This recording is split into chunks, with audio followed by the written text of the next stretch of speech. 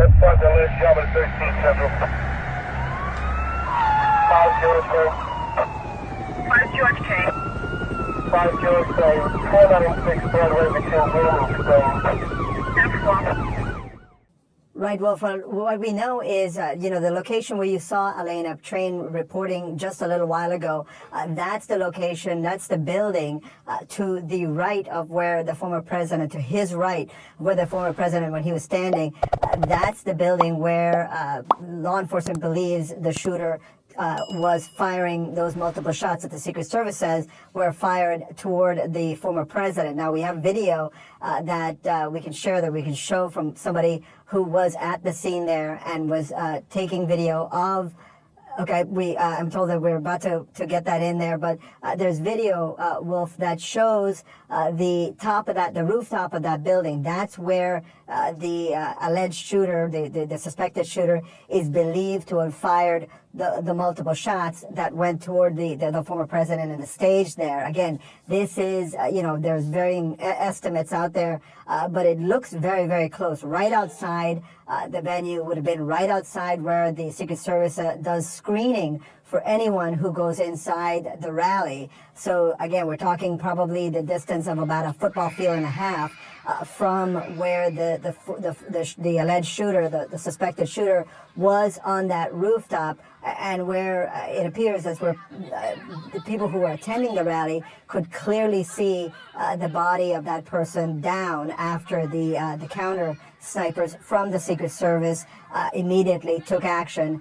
and shot and killed him. So that's what we believe. That's what law enforcement at this point believes. That's what the order of events. That's where the alleged shooter, the suspected shooter, was standing or was firing from. Again, very short distance, very close distance to the venue where the former president was speaking for just about 6 or 7 minutes. Now, that raises some very, very, very big questions, of course, for the Secret Service. Okay, we now, I'm told we can show this video now, again, shot by one of the attendees at the rally. You can see the person there on the rooftop.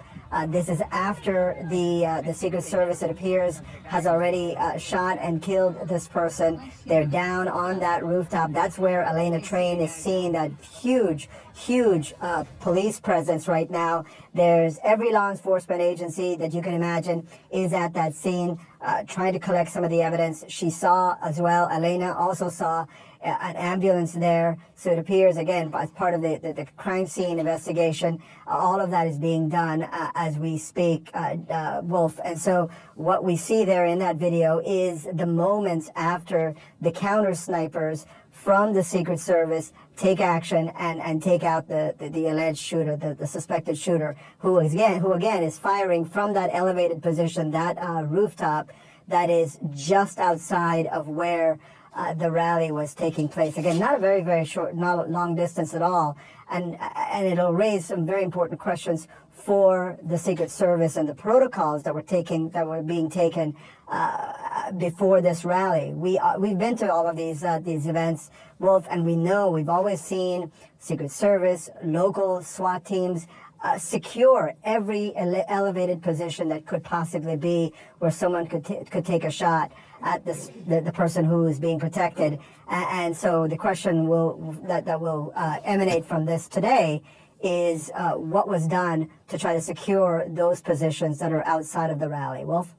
Yeah, because normally you would think that they would be watching an elevated spot like that, but sadly, clearly someone missed that spot right there, and the shooter shot those bullets. Wolf, I will say real quick, one last thing I will say. I mean, there is from additional video that is out there that shows the Secret Service. They are also at an elevated position, so they clearly had visibility and could take that person out quickly once they fired those shots. I mean, they acted extremely quickly, so they did the right thing once those shots were fired. Obviously, they acted after the shots were fired already. Wolf? And very quickly, Evan, do we have any sense at all, given the distance from that elevated rooftop over to where the former president was speaking, right, what kind of weapon was used to fire those bullets? Again, we only know from some of the eyewitnesses who've told police that they believe it was a rifle, a long rifle.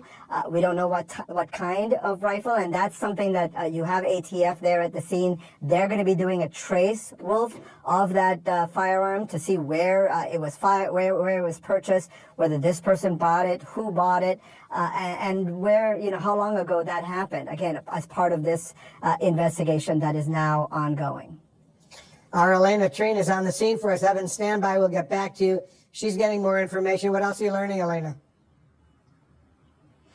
Well, Wolf, I'm told, I actually just spoke with a police officer who's on the scene here tonight. They say that this building behind me is the one where the shooter was on the roof here behind me. I know that Evan's law enforcement sources have confirmed that as well. Now, to the left of that building from my location, actually on the stage, it was to the right of Donald Trump's right shoulder, over Trump's right shoulder.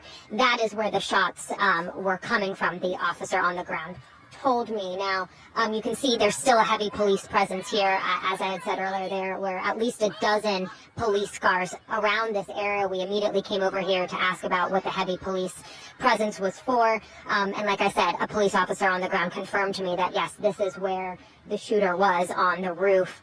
We're still getting additional details, but as you can see, the fence here, there's a fence around the perimeter where the stage and the rally was. This building is outside of that fence.